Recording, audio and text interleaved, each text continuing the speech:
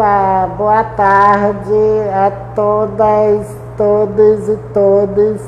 Estou aqui para fazer essa live rapidinho, falando aí da primeira sessão ordinária da Câmara Municipal de Aracaju, na legislatura de 2021 a 2024, né, na qual, pela primeira vez na história,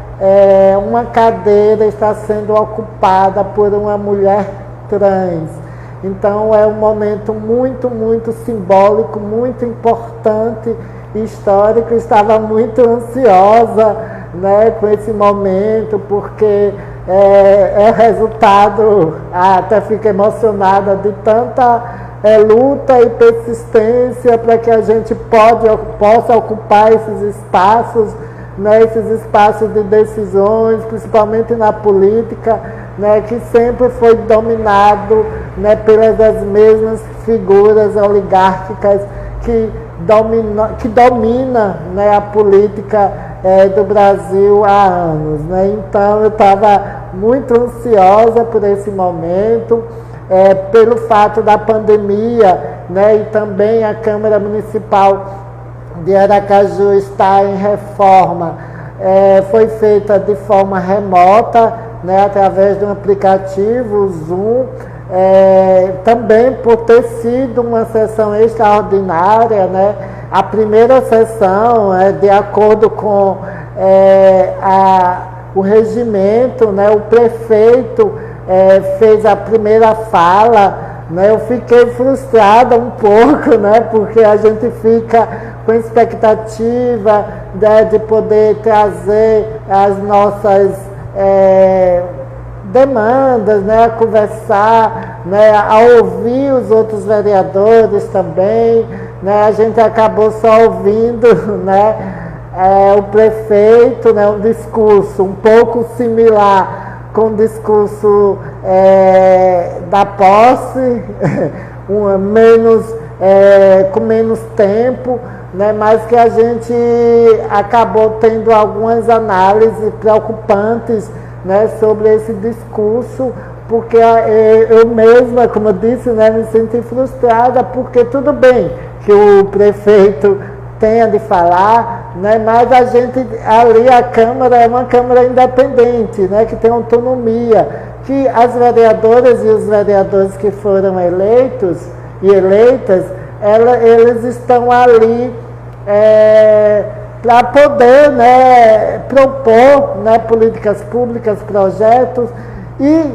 também não, e essencialmente fazer a fiscalização, né, do Poder Executivo, né, que nesse momento está sendo liderado aí pelo prefeito.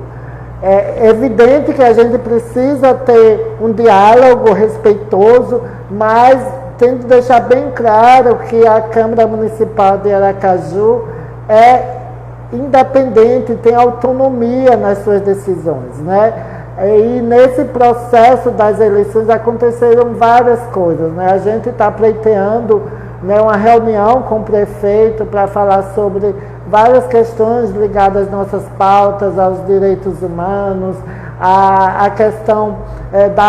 de um projeto de renda básica para a população nesse período de pandemia que está cada vez mais crescendo, né, estão surgindo várias variantes, né, dessa cepa da Covid-19, né, desse vírus brutal, né, que ainda a gente está aí, começou a vacinação, mas a gente sabe que pelo programa, né, provavelmente até o final do ano a gente não terá nem 50% da população brasileira, consequentemente de Aracaju, vacinada. E a gente percebe, né, na fala do prefeito, que a preocupação é com a vacinação, sem apresentar uma alternativa, porque a gente não pode confiar neste governo que está aí, né, nesse governo que é negacionista, né, que prejudica a relação com com os países que estão desenvolvendo os insumos, né, que possam produzir a vacina. A gente sabe do perigo que tem, né, desse boicote, apesar que o Instituto Butantan está aí, conseguiu, né, alguns insumos que vão produzir, mas a gente sabe que precisa de estratégia de alternativa, principalmente, né, um projeto para ajudar as pessoas que estão sendo mais prejudicadas, né, por essa pandemia. A gente está aí com a possibilidade de ter lockdown, assim, de fechamento de várias instituições do comércio, porque a gente não sabe o que é que pode acontecer daqui a uma semana, né? O caos está aí, aumentando. O estado, né, do Amazonas está aí, né? Estado de faltando várias, né, questões, hospitais, de oxigênio. Então precisa de ter uma alternativa, né, da prefeitura, do estado, né, com diálogo com o estado.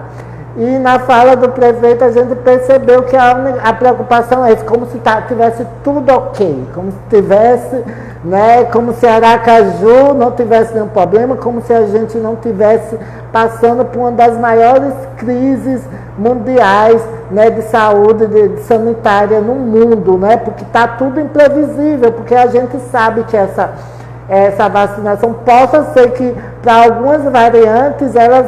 possam ser que não sejam eficazes, né? Então a gente precisa, né, de ver projetos, né, principalmente ligados à renda básica, para que essas pessoas, né, que estão, né, prejudicadas, a gente percebe que tem vários setores que estão prejudicados e o governo federal, de forma irresponsável, acabou cortando o auxílio emergencial que deveria ser mantido. Então, quando a gente percebe que a fala do prefeito convidando, né, para assinatura, né, divulgação de um projeto público-privado sobre a iluminação pública, né, dando mais importância a trocar as lâmpadas, né, as atuais lâmpadas por lâmpadas de LED. Quer dizer, tudo bem que é um projeto que vem aí, que ele colocou já no programa dele, né? Eu acho que desde a primeira eleição, né, que está aí esse projeto, mas logo agora, né, as pessoas morrendo, as pessoas sem perspectiva, né,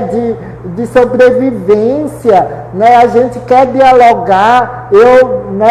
Nós protocolamos aqui da Gabinete Popular Diversidade e Cidadania um ofício solicitando uma reunião, porque a gente está desenvolvendo um projeto de renda básica para as pessoas que estão passando em situação, né, que estão em situação precária, que estão passando necessidade por causa da pandemia, e ele negou, e ele justamente, o ofício, ele me mandou para conversar com a secretária de saúde, como se o problema de Aracaju fosse somente a questão da saúde e a Covid, né? Então a gente percebe que o prefeito, ele não quer dialogar. Teve uma reunião com quase todos os vereadores e vereadoras,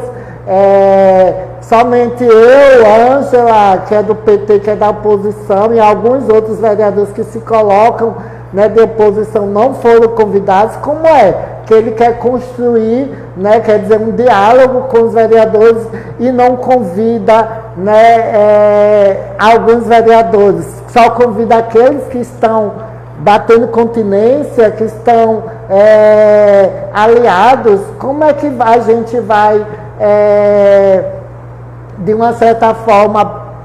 fazer o nosso papel, né, que o papel da vereadora e do vereador é fiscalizar que ele, além de não convidar para uma reunião com todas e todos os vereadores, né,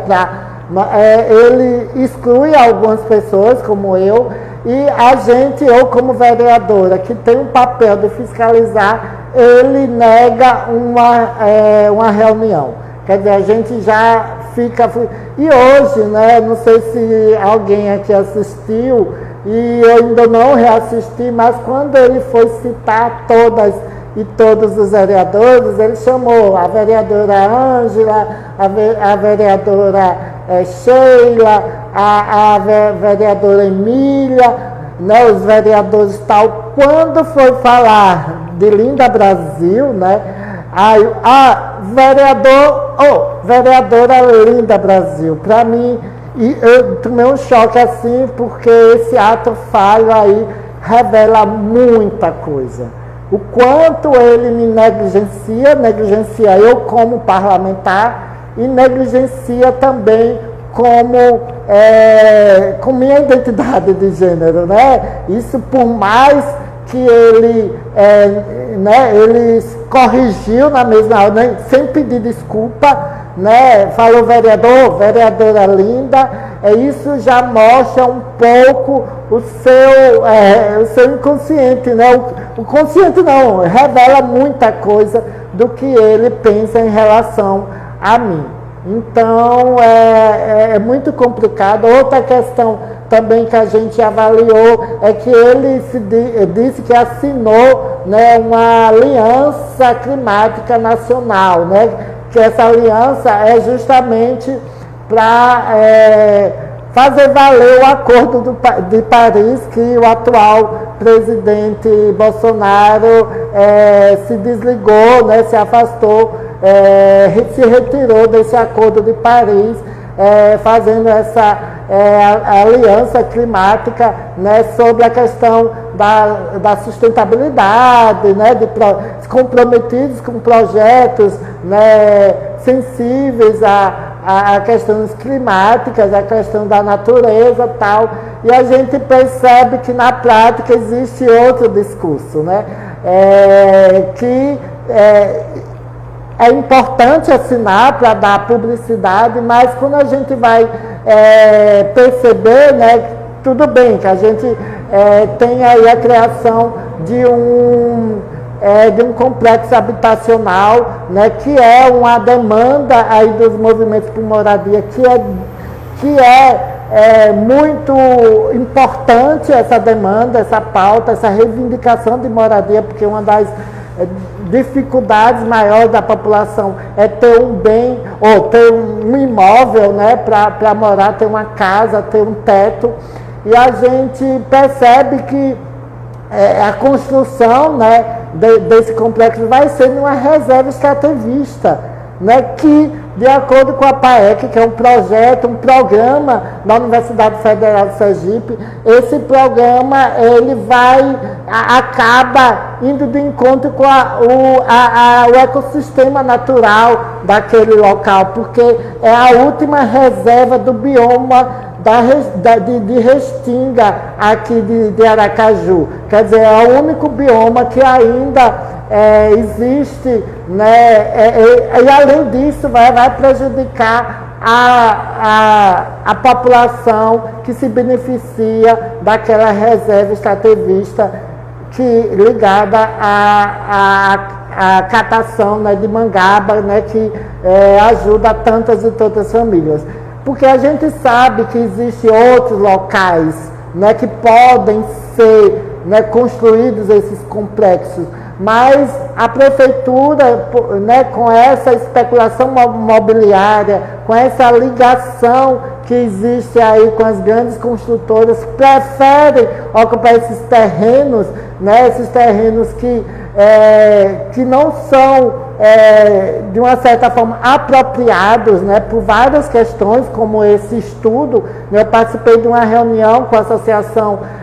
das Catadoras de Mangabas, né, que foi desenvolvido um estudo aí desse projeto da Universidade Federal de Sergipe, onde comprova que aquele local onde vai ser construído é inapropriado por várias questões. E, né, a gente sabe que, né, que outros terrenos aí, né, podem, né, ter mais estrutura, mas por causa né, que esses outros terrenos, né, que são apropriados, eles são destinados, né, aí a grandes construtoras para fazer aqueles complexos que realmente beneficiam a classe média e não a população que mais precisa. Então a gente vê uma contradição nesse discurso, né, da assinatura dessa aliança climática aí, que vários prefeitos no Brasil afora assinaram, mas que na prática eles só estão mais preocupados com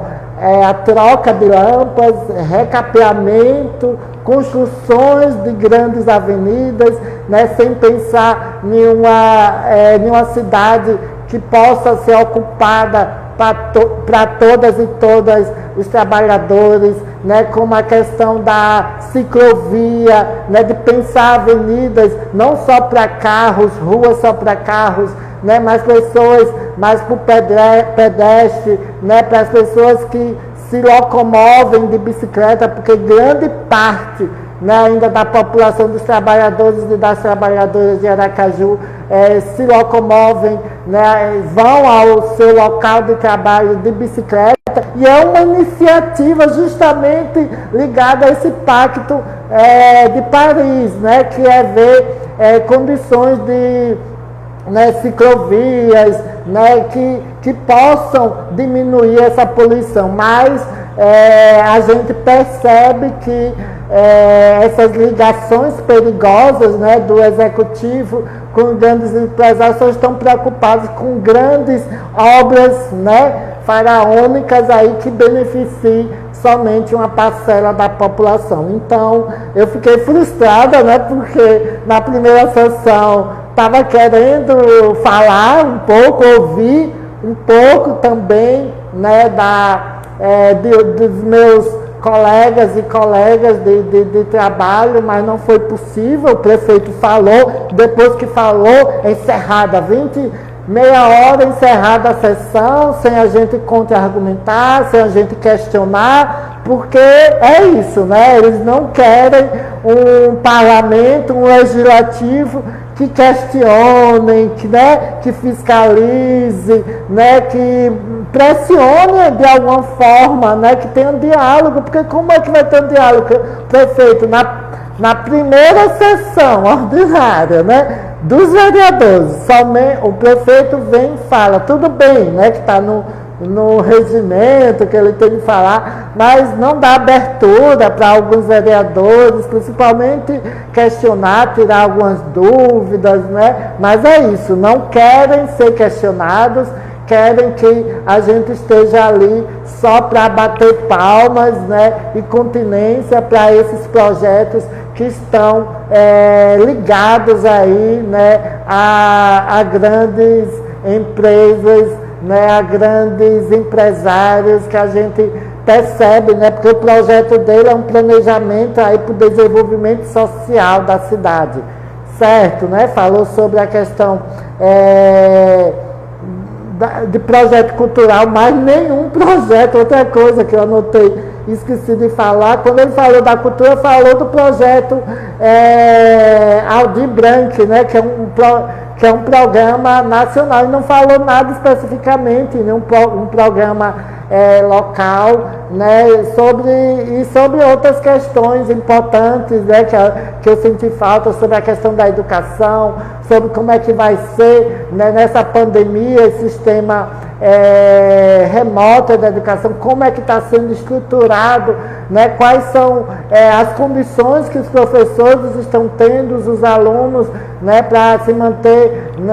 ainda no remoto, porque é impossível a gente voltar às aulas, né, sabendo, né, do risco